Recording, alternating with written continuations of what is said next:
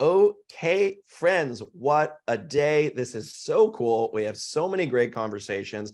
My name is Hunter. My pronouns are he, they. I'm wearing sort of a purple hoodie today. I have a little chihuahua in my lap that will make an appearance now and then. His name is Francis, if you're curious. So I'm so happy that you are here. Thank you for joining us. As you're aware, we're having so many great conversations, and you can keep the summit momentum going by joining the Power to Fly community now to continue conversations, discover and enhance networking, and uncover job opportunities. We're going to drop the link in the chat for you to stay connected. We have so many awesome resources. So without further ado, we're going to jump right into our next very exciting conversation here in the Diversity Reboot series. We are talking about visible and invisible disabilities and neurodivergencies. So let's see. So this one, we are going to be talking with some very, very awesome people over at Meta. Disability does not exist in a vacuum, finding nuance and authenticity through an intersectional lens on disabilities. So over 1 billion people worldwide, yes, you heard that number correctly, more than 1 in 8 of us live with a disability. Despite this, many organizations continue to struggle mitigating systemic ableism, lack of intersectional awareness, and fostering psychological safety. So 2 leaders with disabilities over at Meta, we have Maria and Krista here today to explore this topic through both a personal and professional lens, and with a focus on how to support individuals with disabilities through a lens of inclusive recruitment. Welcome, Maria and Krista. How are you today? Super excited to be here. Thanks for having us. Absolutely. Yeah, thank you for having us. Really happy to be here. Yeah, absolutely. And I believe you have a moderator that's brought in with you. Yes, is that correct? That is me. Oh, look at you, Krista. Really Double excited. duty. Exactly. Yeah, Maria and I are going to have just a really, I'd say like a coffee chat. So it's kind of like if you were eavesdropping on us at Starbucks, this is kind of just the stuff that we like to talk about. So we're super excited that you guys are hosting this event, as it's definitely a passion of Maria and I's as well. And we're excited to be here. I'm so happy to have you here. So I'm just going to sip my coffee and listen. Yeah. I'm just going to eavesdrop. I'll be that little, I'll be that person with the little chihuahua, just like, ooh, what are they talking about? So I'm here if you need anything. Okay. Amazing. Thank you. Yeah, like I said, we're super excited to be here, and we're going to dive into disability inclusion from an intersectional lens, with that focus on nuance and authenticity, and just where are all those points where all of our identities come together under disability, whether that's apparent, non-apparent, neurodivergent, whatever it might be. So I'm Krista Szaflarski. I have the privilege of pronouns are she, her, and I'm wearing a black sweater, gray background, blonde hair with glasses today. And I have the pleasure of serving as Meta's Global People with Disabilities Recruiting Program Manager. I also get to co-lead our North America chapter of Disability, which is our employee resource group for people with disabilities. And I'm joined by Maria Onyango today. She's our Director of Global Diversity, Equity, and Inclusion Recruiting at Meta. And prior to being at Meta, Maria was head of talent acquisition and diversity, equity, and inclusion at the Telegraph. She's based in London, and at her core is a recruiter, where she started her journey into DEI work, and obviously has stuck in that work. So I want to hear a little bit more from Maria. Maria, can you root us a little bit more in who you are for the point of this conversation? I'd love the audience to just learn a little bit more about you, your background, your identities, and that perspective that you're bringing to the community, the conversation and the connection to the community. Yeah, sure. Can I just say I like you as moderator? I have not had to say a word for like 5 minutes. It's awesome. I was like, no. Hello, everyone. So my name is Maria Onyango. My pronouns are she, her. And I am a mixed race Black woman with a sort of orange at the moment afro, wearing a green strappy top, and sitting with a shelf of books behind me. I'm really happy to be here. And yes, just to kind of root a little bit about me in the conversation. So my background, identify as a woman. I'm a mum to a 12-year-old. I know, I look too young. No. And I'm also mixed race. I'm half Kenyan. I was born in Kenya, moved here just before secondary school for the purposes of secondary school. My mum is English and white. And I also was diagnosed, I call it a late in life diagnosis. I was diagnosed at what, 33. I don't think it's that late in life, but I think for a diagnosis like ADHD, it is later than, you know, than most people are diagnosed, and certainly came at a time when more women were being diagnosed, right? I think back to me as a 10-year-old, right, you know, me as an 8-year-old in Kenya, right, where like I just don't think it was on the radar, right? And then, like, you know, it's a 12-year-old in an all-girls secondary school that was very, very focused on academia. Just the conversations around mental health, conversations around neurodiversity, just didn't happen back then. Yeah. So I think in terms of my connection to the community, I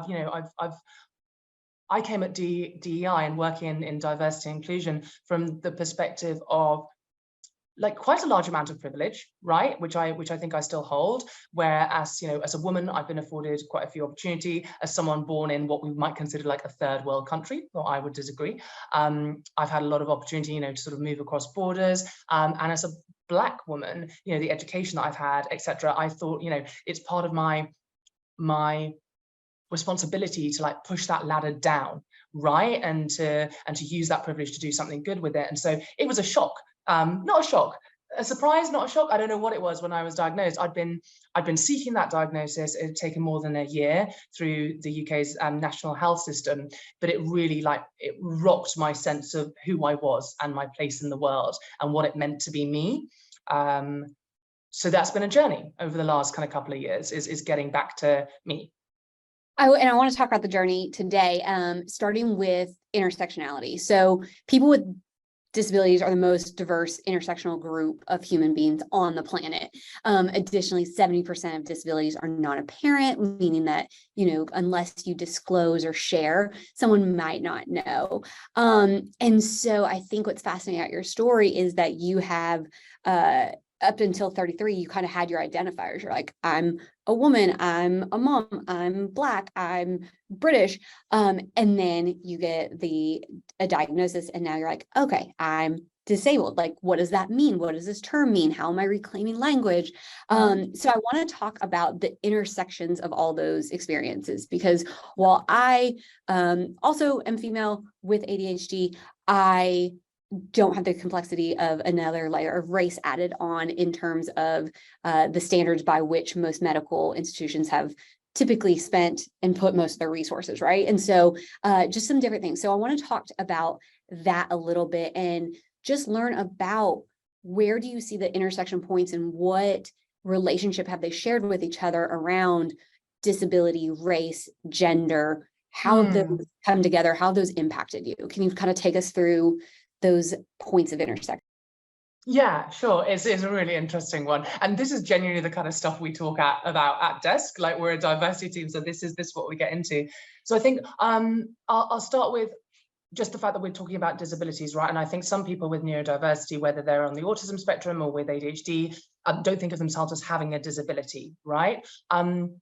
Again, I work in DEI, so I'm kind of looking at the formal aspect, but I also do think that, you know, having ADHD has been disabling for me in my life, right? That's why I sought out a diagnosis. So I'm coming at it from that perspective, but I appreciate everybody is different.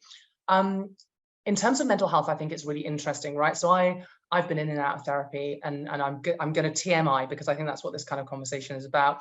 I've been in and out of therapy since I was 10, 11 years old, for essentially what are ADHD comorbidities, right? So depression, anxiety, anorexia. And if you look up what ADHD looks like in women, it's all of these things that sort of come together, particularly when life gets on top of you. And so as someone who's had a lot of contact with psychotherapists and psychiatrists, none of them had ever thought, well, there might be an underlying cause, right? And it was never kind of understood why the medication didn't necessarily work.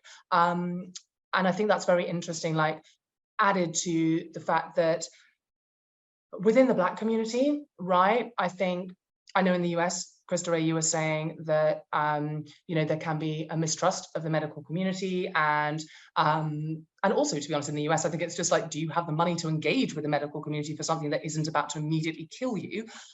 It's slightly different in the UK. There is a sort of cultural mistrust.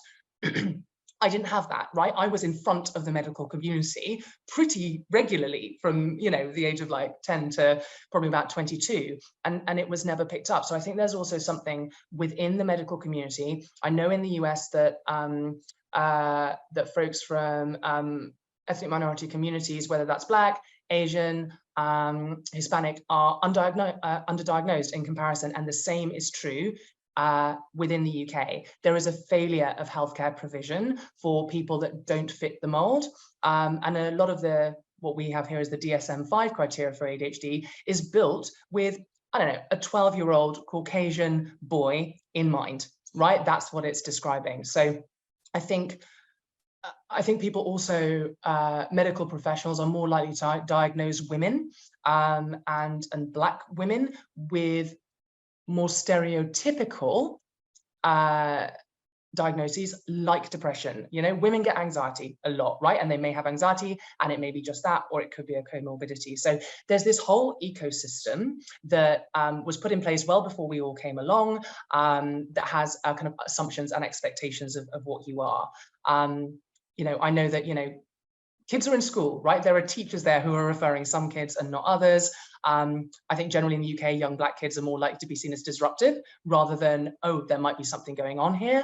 So that was really interesting. So gender, race, and then also presenting with other mental health issues can kind of like cross ADHD off the list, particularly if you're masking, right? If you're academically able, if you're able to just like crush your natural instinct for an hour and get through a lesson, that's pretty. There's a lot that goes on that masks ADHD. Last thing I would say, sorry, I think it is how you feel you have to show up, right? If you're female, if you wear makeup, if you wear the right clothes, if you gravitate towards the things that you can do and you focus on your strengths, you don't touch the things. We had a chat about maths the other day, Krista and I, where we're both like, we hate maths, we don't do maths. We also both don't cook, right? Because all those bits and like you have to follow a recipe and it's hell. And then as I got into adulthood, I feel like I'm just talking. I had my son at 22 and I focused on him, right? I knew that I was the least organized person in the world. I knew I had to get my act together. I knew I was still growing up. This is a good example. The second day I was on my medication, I called the dentist. And the dentist said, "Ah, yes, Miss Onyango, if you book an appointment, you have to come this time." And I went, "Wait, when have I missed an appointment?" And they said, "You've booked like 4 appointments over the last 4 years and you have not attended a single one." And I had no recollection. My son, on the other hand, has been to every single appointment every 6 months since he was 3 years old, right? So even in that context, it's like, it's absolutely possible for people with ADHD to focus on the things that are most important and to prioritize, but often at the expense of like the basic things that you should be doing for yourself. Oh, I'm done. I love it. I love it. There's so much to unpack there, because I think, you talk about the intersection between race and gender and the medical study and who's there. When I went through my diagnosis, they had to literally call up my mother and have her on the line because they explained they don't have an adult version of the ADHD test. And so a lot of times they have been focused on what you're like as a child. And so, having my mom there, it was just fascinating. And so I love that you brought in like the intersections within the medical community and how diagnoses show up in mental health and where women typically fall up, but then also the alignment between women sharing most of the burden of caregiving for children, and kind of that thing of like, well, this is just a crazy time in my life. Like, of course, it's hard for me to keep track of things, or over indexing of I'm going to keep this precious little being alive and like, therefore forgo any type of kind of deep soul searching evaluation on myself to say like, maybe I like can go to the doctor or should be doing these things. And so it's just fascinating to see how all these play together in terms of just even getting the diagnosis, the journey here. And then I'm sure on a day-to-day basis playing out of what folks expect from you as a working mother, or what they expect when they, see this beautiful Afro walk in, all of these other you have then society's labels that are put on, and that's what I think is fascinating with disability. You mentioned it earlier that some within the neurodiverse community don't use the label of disability. Some folks, I'm kind of on the reclaiming camp and like destigmatizing. But I think what's really cool is that disabilities show up in a ton of different ways across a ton of different intersections. And each story is just incredibly different. And I think that's where the intersectionality really points out all the various factors that we're bringing into this conversation. So on that point, you advocate for an intersectional lens to be applied when thinking about disabilities, employees with disabilities. What does this look like? Like how, from a professional standpoint, how do you do this, and what would you recommend for others? It's a difficult one, right? And again, we work in DEI, so we kind of know some of the constraints of like organizations looking at people in a truly intersectional way. I feel like it's very much like you join an organization, you're like, pick a lane, right? Which one are you going to be in? So I think the first thing, in all honesty, is making sure that you're making provisions for, we call ours MRGs, meta resource groups, right? But ERGs, employee resource groups, whatever you call them, that you can be part of more than one in a very meaningful way. There have been some great, so I'm a member of Black At, I'm a member of Disability At, I'm a member of Women At, ADHD At, and they work together, right? So you could have an experience within a group as a whole person, and you can have those conversations because, I remember like 5 years ago, it would be International Women's Day. This was not at Meta, but if you went in and said, well, should we think about the Black women's perspective? It would be like, no, don't ruin it. And it's like, oh, because we're only creating feminism for white women in this meeting, right? And that is actually really, really harmful for people that are intersectional. And similarly with disabilities, conversations about motherhood, right? Where there's an expectation that everybody is the same kind of mother with the same trials. And then that leads on to benefits, right? It's like, what kind of benefits are you giving people, assuming that they live a certain kind of life? And thankfully, time has moved on, and we don't now expect that women, are all working part-time or not working at all, and therefore there's no benefits, and that is better. But I would really encourage folks to look at their pillars, and I guarantee you've got pillars, right? And it's probably Black and or ethnicity and gender, folks who identify as women, you've got LGBT, etc., and just think like within those groups, you have people that have such different experiences from each other. Even within the Disability Act group here at Meta, we have a separate secret ADHD group because we have very, very specific things that we kind of talk about, and a lot of it's medication because we are on the whole a fairly medicated bunch, right? And being given that space and that allowance to have those conversations and to know that the organization understands that you might have more than one thing going on at any given time is really, really key. So I would say like organization understanding, provision, benefits, systems, etc. And then if you get to the point where you're really like doing meaningful programming, then good on you, because I know that's difficult, but you should really be aiming to bring folks together, right? Rather than kind of to split them apart and ask them to choose a part of themselves to present to you.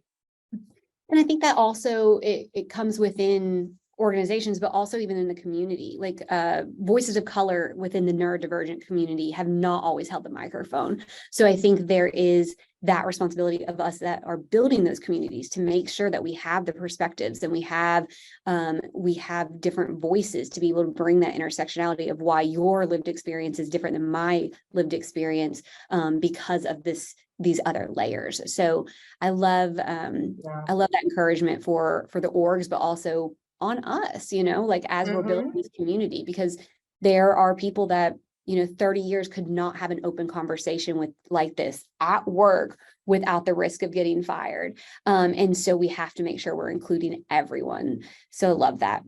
Awesome. Okay. So similar note around, we talked about a little bit earlier about destigmatizing disabilities. And like I said, I'm a big proponent of calling out neurodiversity as a disability so that we can redefine and destigmatize what does a disability look like. And destigmatizing is one of the key elements for increasing disability inclusion. And one way a lot of times that we do that is dialogue, sharing with each other, sharing with allies, sharing openly at work. But that's where it can get really complex and tricky. So there's probably a lot of people on here being like, wow, Maria is a director talking openly about ADHD. But you make it look easy, but I know it's been a journey. So can you kind of take us through what that disability identity journey has looked like within yourself, as well as the professional setting? I'm very curious how and to whom you have revealed your diagnosis, and has that circle of trust gotten more open as you've gotten more comfortable? Like, what does that evolution look like? Yeah. It's a really good question. And actually, Krista Ray, crowdsourced from our ADHD group, was like, what would you want to know? And this, I think, was one of the questions that came out. And it's a debate that happens within all of our Disability Act group, right? If you have a visible disability, you don't have the option to come out, as it were, right? And no one should be forced to if you have an invisible disability. It's entirely in your power. So I appreciate folks being like, oh, you're so brave, you're like telling everyone. It's like, yeah, but you're not brave if you feel like you're in a situation where you can't or you don't want to. But I think for me, it was sort of important and kind of inevitable. I did question it beforehand, and I spoke to my psychiatrist, my diagnosing psychiatrist, about like the pros and cons of being open with an organization with Meta, right, that I work for, about it. And really what he said was, this about like, do you trust that they'll do the right thing by you? And I was like, yes, I think they will. But even then, I shared it with our then HR business partner and my manager at the time, Laura, who's absolutely wonderful. I knew they would have a really positive reaction, but I still sent it in the spirit of like, all right, I'm telling you. Do you know what I mean? There was a little bit of, I'm telling you, and you know I'm good at my job, so this had better not become an issue. That was a little bit what was in the back of my head. Very professional in email, but in the back of my head, still knowing that these were good people who I was friends with, and they were great, I had a little bit of like the anvils waiting to fall.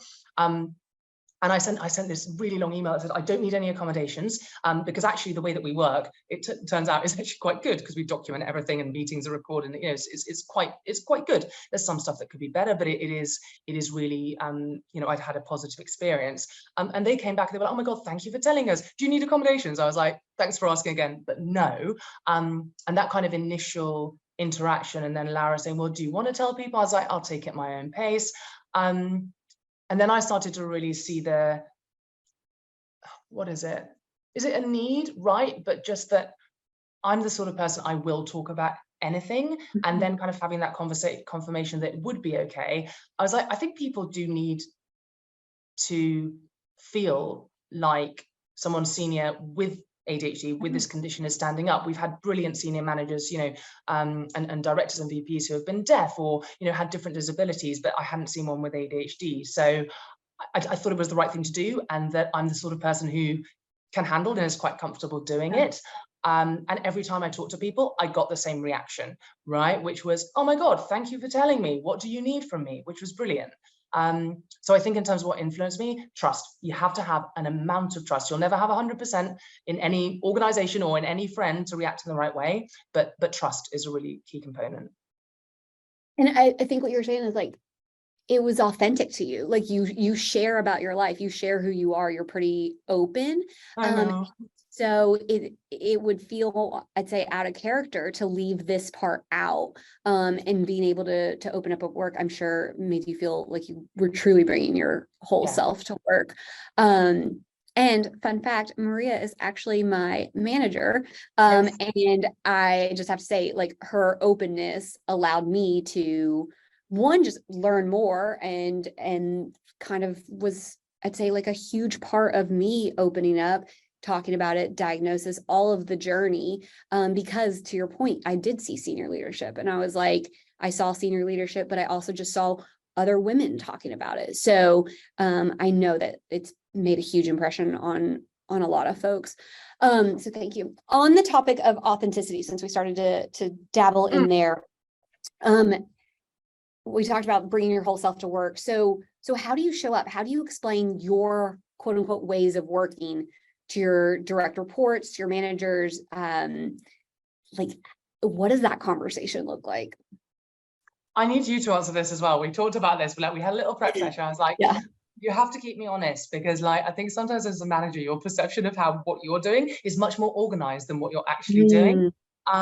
So I think the first thing was just telling folks, right, in a way that was it was very organic. It didn't feel like, guys, I have an announcement. It was very it was very natural to the conversation, right time, right place type thing. Yeah, I think so. I'm going to go with that. Yes, organically. And then I was really trying to think of like, and actually this is probably a thing for me. We're doing a lot of work on like our operating model and stuff. And I think part of that is like managers are not great at being like, I'm setting my stall out. I think partly because life is busy and also because you don't want to be prescriptive, right? So I think a lot of what I've done is more like showing rather than just like telling. Like being collaborative, that things don't have to be perfect. I can be a bit scatty, sometimes late for meetings, but I care very deeply. I hope that people have like an understanding kind of how I work. What's been interesting though is medication has made me work slightly differently. And I've had to like do that shift of like, oh, I'm a bit more focused on deadlines now and a bit more, can we document this? You know, I love a document. So there's been a kind of journey of like, have I explicitly said that? Or have people just like seen it happen and then kind of had to get with the program? And also I think the last thing, and then you talk about what you think, but don't flatter me, is not expecting as a manager or as someone with ADHD or as someone with medication, because in this situation, I'm in the position of power, right? I am people's manager, I have a team. I really appreciate when folks in my team kind of accommodate me and are understanding of maybe like I come into a meeting, I'm like, oh my God. But also, I need to be accommodating of them, right? I want to get the best out of them. So I think as a manager and as a director, it's a balance between, I don't want to mask, right? But also I'm making small adjustments for the folks around me who have to, you know, I say, we're going to go this way. And they kind of go, yeah, okay, that's a bit crazy. And I have to listen to that perspective, if that makes sense. Yeah, no, it does. I think it goes back to, yeah, you're authentically you in your style, and part of your leadership style is allowing folks to push back or to question or, you know, to give a lot of context. And that's been really helpful. I think the other thing that I've seen is just the self-care that you take for yourself of like, my favorite thing is when Maria and I are on a call and she's got a bouldering wall behind her because she's at the gym. Yes. And it's been so good to just see that, to kind of see how you manage ADHD, how you manage life and work and everything. And it gives a lot of freedom to other people to be like, oh, I actually need to get to Pilates. Like, one, that's good to see. And then two, also of let's shift and frame the day and do what works for us. And like you had said, like on medicine, maybe moving up or moving out meetings so that, you know, you've got work time when things are really firing. So I think it's been, like I said, very organic, very natural, way of displaying and sharing.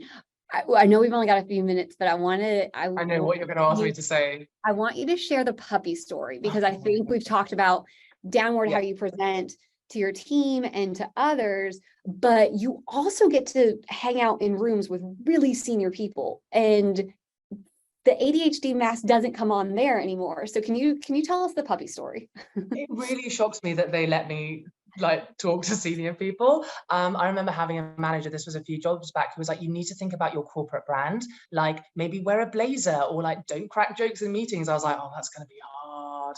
And kind of being in an environment here where I can work from the bouldering wall or work from bed when I'm having a bad day. I am fully clothed, it's all very respectful, but like, who was it? It was wonderful guy who's a brilliant and beautiful voice in our autism group. I will tell the story in a second.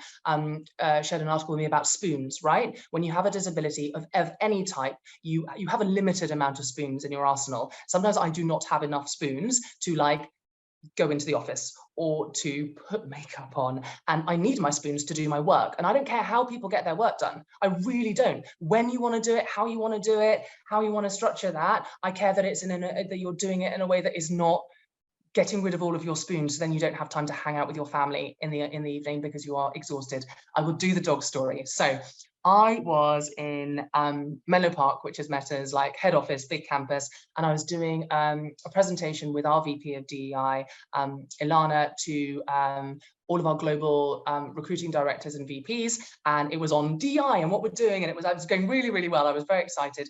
I was sweating quite heavily because I had just done an exercise with them about our differences, right? And how we kind of talk about that. I talked about ADHD, and then I'm right in mid-flow, and then suddenly a dog goes past, and I'm going, and so if you look at the roadmap, puppy, and I realize what I've done, and everyone goes, and then I can't remember who it was, one of the directors or VPs was like, oh yeah, no, that's like whatever its name was, it's like the security dog, because Mark's doing a Q&A for everyone later, so he's just like sniffing around. And I was like, oh cool. As you can see, was not lying about the ADHD. Back to the roadmap. And it was really lovely because afterwards, like, people came and talked about the presentation, and they talked about how I'd opened up, right? And it was really great because they were now like, they felt more able to do that amongst themselves and with their teams, but no one was like, oh, by the way, you made a mistake in the middle because the dog. I knew it wasn't going to impact how people perceive me in that meeting, and that's psychological safety, right? Is you can be your spell and you don't have to mask.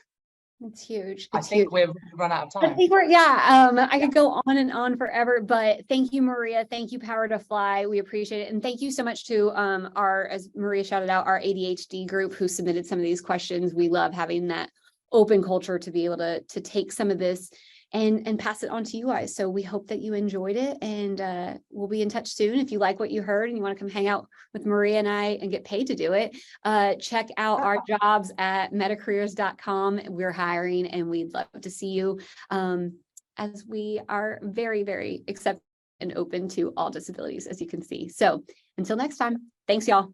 Thanks so much. Awesome. Thank you. And Maria, I have a gift for you. Puppy. That made my day. Thank you so much, Hunter. You're so welcome. You made my day. Thank you so much. Krista, isn't it great having a manager you love talking to? It's the best, right? It's truly the best. The best. I feel the same way. Shout out to Rob Rebar. I love our teams here over at Power to Fly. Thank you both so much. That was so fantastic. Please come back.